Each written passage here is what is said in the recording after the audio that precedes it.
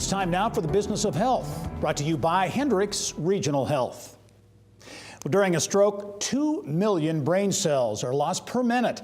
So doctors are in a race against the clock to treat patients. Indiana University Health is the first in the state to roll out a mobile stroke treatment unit, which it says will save those critical minutes. Kylie Valletta has more in the Business of Health. Kylie.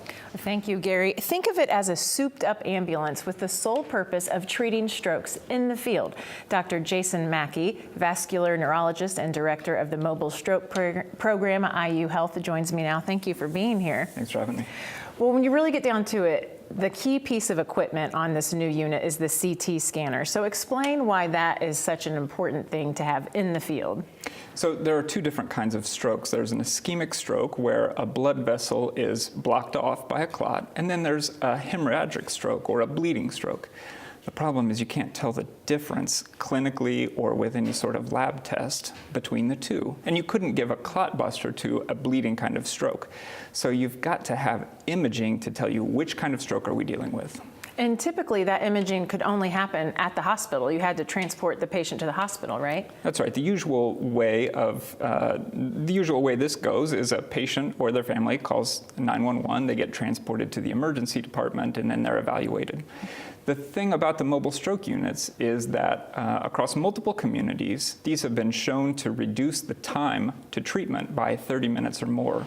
And with an association of 2 million neurons per minute, we're talking about a lot of brain cells and the potential to keep people, get people back in their communities, back to their homes, back to their work. It can make a major difference in the outcome. Yeah.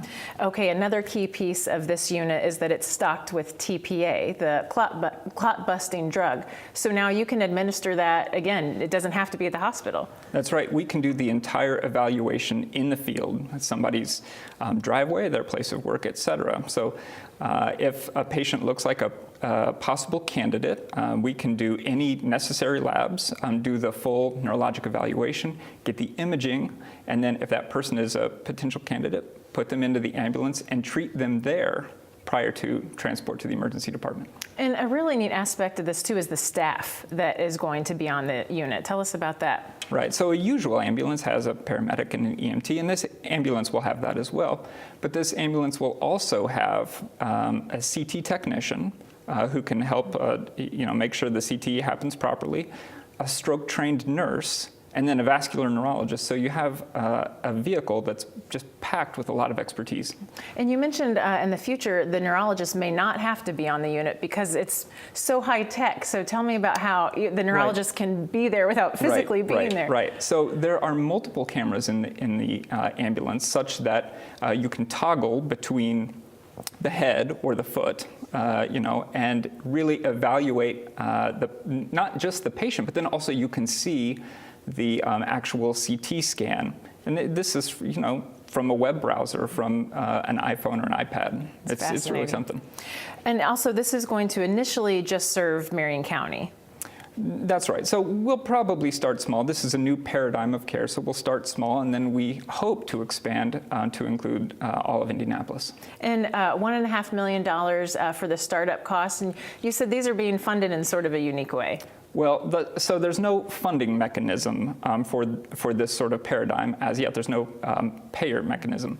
And so across the country, these are by and large funded via philanthropy. And so we had the good fortune of a substantial gift from the IU Health Foundation to get this up and running. And then the IU School of Medicine and IU Health also help with the operational costs. And you wanted to be sure to mention the symptoms of a stroke, just as a public health.